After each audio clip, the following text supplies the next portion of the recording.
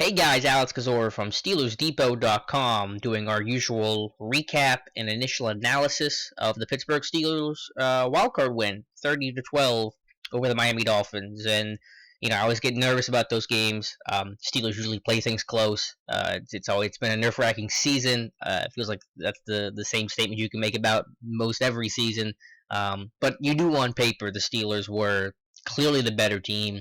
The Dolphins were the team that were hobbled by injury coming into today, while the Steelers were, generally speaking, on the healthy side of things. And you knew that the secondary issues for Miami and just how poor their run defense was all year long, which I didn't even realize until I went back and looked at the numbers, that their run defense was tied for the worst in the league at 4.8 yards per carry allowed this year. So you knew that combination had you feeling good, and as long as the Steelers didn't beat themselves and didn't allow pressure and those things that got you behind the sticks, they'd be okay. And generally, that's what happened. There were some turnovers today. Ben threw two picks. One obviously came late with the game over, and there was, I think, one sack in there. But generally speaking, it was pretty sound in that way. Steelers did not beat themselves.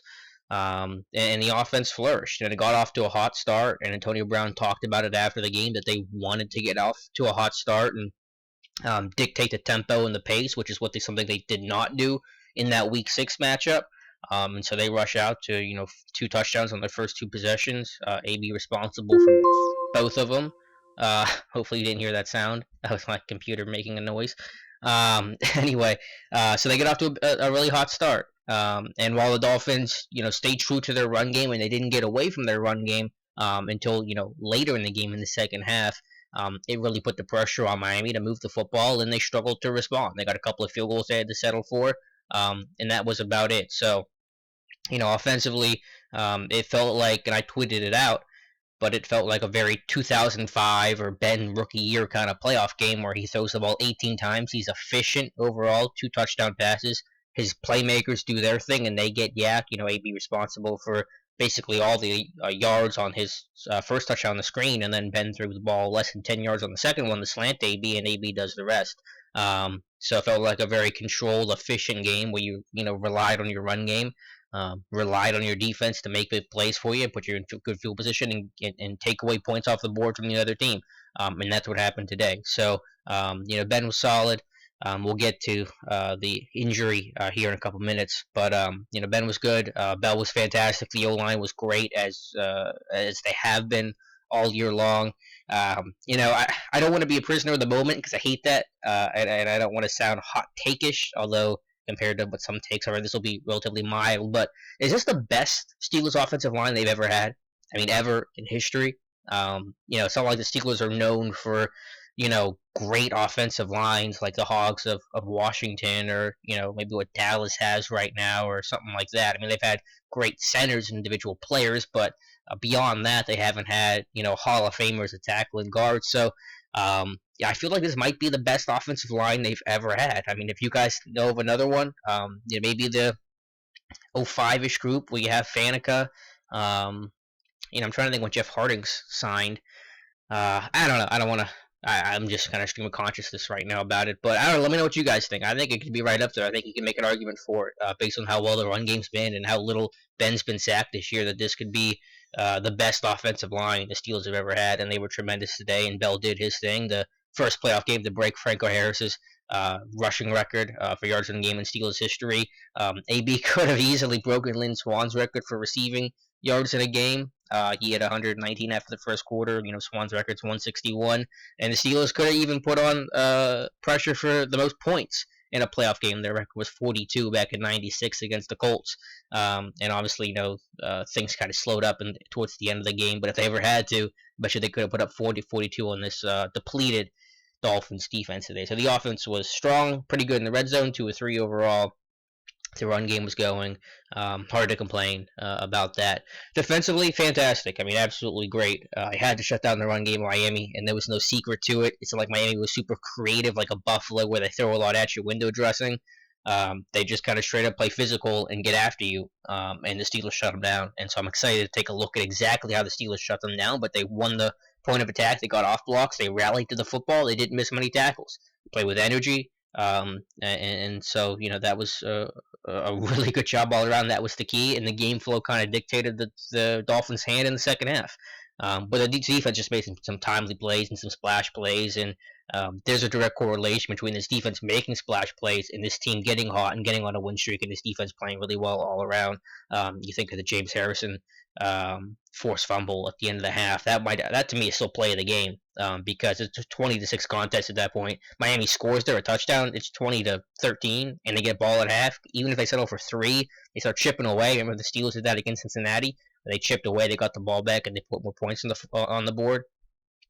So to get that turnover in a big spot, to take some of that life out of Miami, was really critical, because from the time that I think that drive where Matt Moore got destroyed by Bud Dupree, to that Harrison play, there was a little loss of energy and a little loss of life, and the Steelers had kind of cooled down a little bit.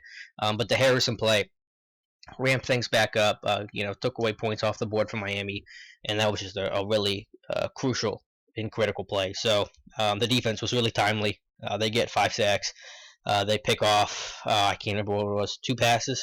I don't even remember. Shazier had the one. I can't remember if it was another one or not, but they forced 2 fumbles. I think it was 2 forced fumbles and an interception. They get 5 sacks. You guys know the deal. So that was big. Special teams struggled. Again, there are some injuries. Chicolo out, Golden out. Although they've played without Chicolo, they've played without Golden before. Golden is not what I would consider a core special teamer. He's a very vital part on the punt protection team on that up back spot, the quarterback of that unit. But Fitztoussaint's been in that role before.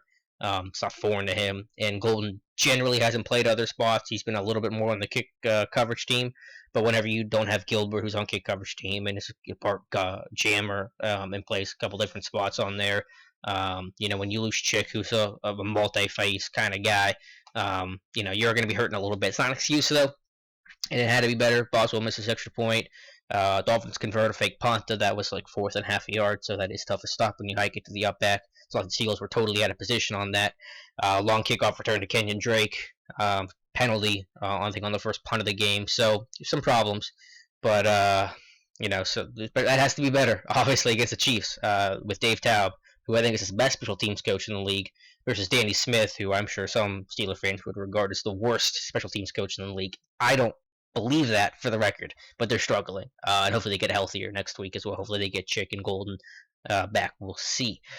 Other stuff. Last couple things real quick. Yes, the Ben injury. Don't agree with Tomlin keeping Ben in there. I am not surprised by Tomlin keeping Ben in there. That's his ML. We all know that Ben's played longer than what most of us on Twitter think.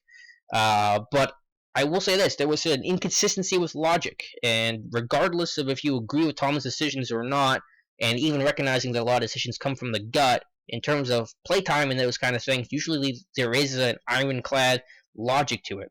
Le'Veon Bell, take it out of the game. They didn't want to risk Le'Veon Bell, but Antonio Brown and Ben Roethlisberger stay in the game. You think if you're going to keep Ben and AB and you're going to keep Bell in as well, you're risking the same thing with Ben and AB by keeping them in when you decide to take Bell out. What's the logic? We don't want Bell to get hurt, but obviously you don't want Ben and AB to get hurt either. And it's not like this team handed the ball off all 3 times. If they had done that, I guess you could argue, well, they didn't intend on passing the football, so keep your guys in.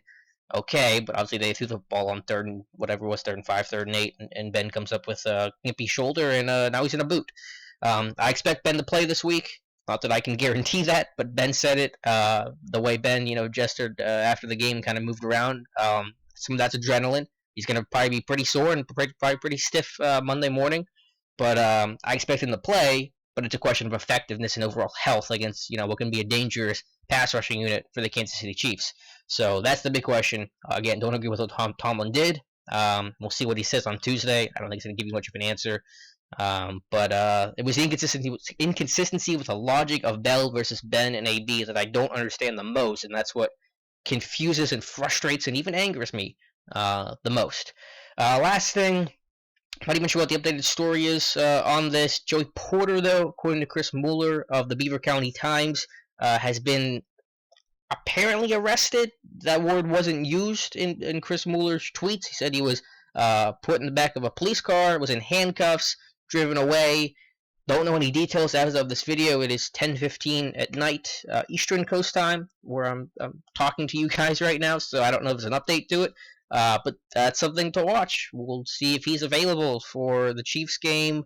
Not he would whatever he did, whatever happened or alleged to have happened. I mean, he's going to be out of jail by then. But we'll see if the team makes a decision with him. I remember last year in Week 1 there was an alleged incident with James Daniel, the tight ends coach, with a Patriots fan. That I think ended up getting kind of debunked, but there was some sort of issue that maybe came up. Nothing ended up coming from that though. Daniel coached the rest of the way. I don't think I don't know that's a reference point at all with how the Steelers will conduct things. We'll see, but regardless though, just happy about the win. Happy to move on. Got the Chiefs coming up.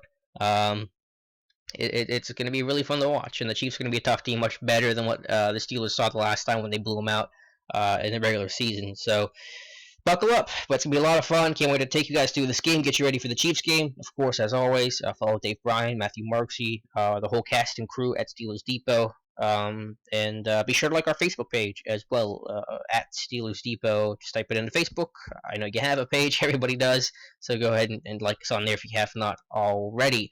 Alright guys, thank you so much for watching. Let me know your feedback and comments on the Steelers win over the Dolphins and what your thoughts are for this Sunday's game against the Chiefs. If you haven't seen Chiefs Steelers 105 on Sunday, so that is kickoff, which is great to keep things the schedule the same and routine the same. Football players and coaches are creatures of habit, so the same 1 week to prepare instead of playing on Saturday is optimal. So that's good to see. All right, guys, thank you so much for watching. We'll talk to you soon.